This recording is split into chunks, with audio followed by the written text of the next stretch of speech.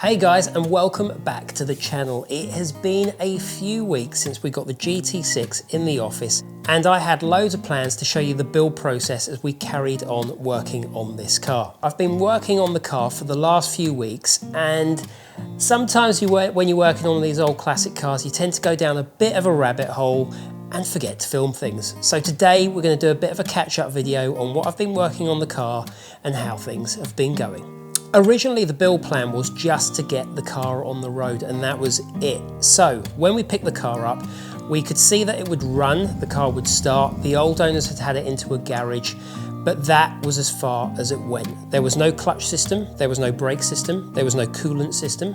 And because of that, we didn't know if the gearbox would work, if the car would actually move, and generally just get in the car and drive it and see what work the car would need. So the first thing that we did when we got the car back in the office was to focus on that brake system and the clutch system. Now, I'm going to point out from the very beginning of this video that I am not a mechanic in any way, shape or form.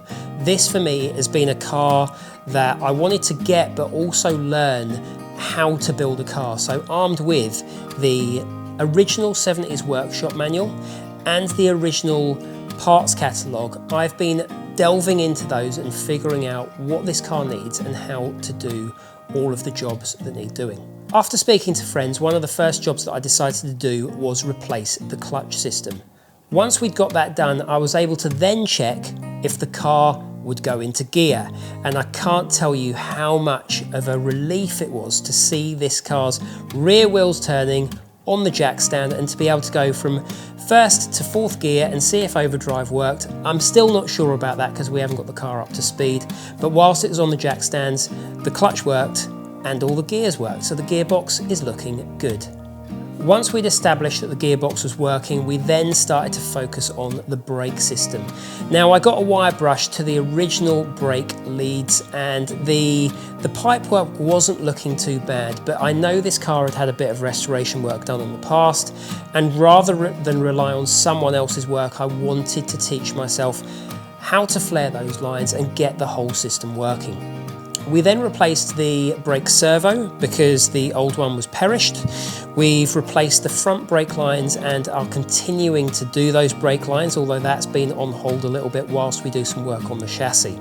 It was about a week into the build, once we'd started working on the brake system and also getting that clutch system worked, that I started to get the real bug for upgrading and getting this vehicle into a much better state of ownership than it had been before.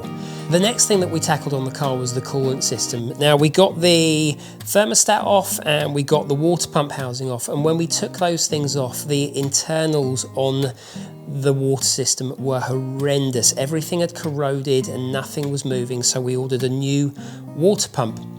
At the same time, we decided to upgrade the alternator to a 55 amp one, and we've put a new, slightly longer belt on there just so we could get the alternator on and off. The previous belt that was on the car was slightly too short, and even when you slackened it off, still took me 2 hours to do. As a complete newbie to mechanics, my initial plan of attack was to just work on one little bit of the car at a time, so I didn't end up creating this mess of taking everything off the car and not really knowing how to put it all together. What I quickly realised was that the best way to tackle this car would be to get everything off the engine. So I stripped all the auxiliaries off of the engine, gave the engine a good scrub down, sprayed it with rust converter, and then repainted it with a decent black engine paint. What else have I added to the engine so far? New HT leads, new silicone pipes, new coil pack. I discovered the car has a Piranha electronic ignition system, which is old but in good working order. We also bit the bullet on an entire stainless steel big bore exhaust system from Phoenix, which we purchased from Rimmer Brothers. One of the things I wanted to talk about, which I've been doing some research on, is since I've got this new exhaust manifold on, one thing about stainless steel is it radiates a lot more heat than your standard manifold.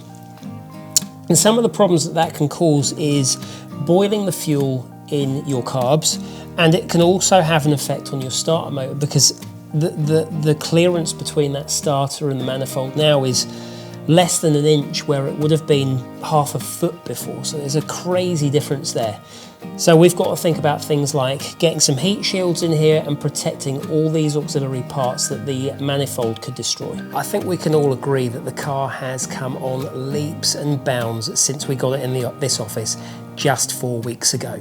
I'm really happy with the way the engine bay is looking, and I'm gonna try not to take my wallet out and do any more upgrades in that engine bay. If you're enjoying the content on this channel, please like and subscribe, because it gives me so much more motivation to make more videos. And on that note, if there's anything you want to know about the car or my lifestyle, the other vehicles we've got, drop something in the comments and let me know what you'd like me to produce more videos on. Next week, we'll be talking a little bit more about the car tyre choice I've gone for and the colour choice on the wheels as well, which is a little bit different from what they originally were. As well as that, we'll be talking about the interior and a few little upgrades that I'll be putting into there to make that look nice and tasty. I hope you've enjoyed this, and I'll catch you next time, guys.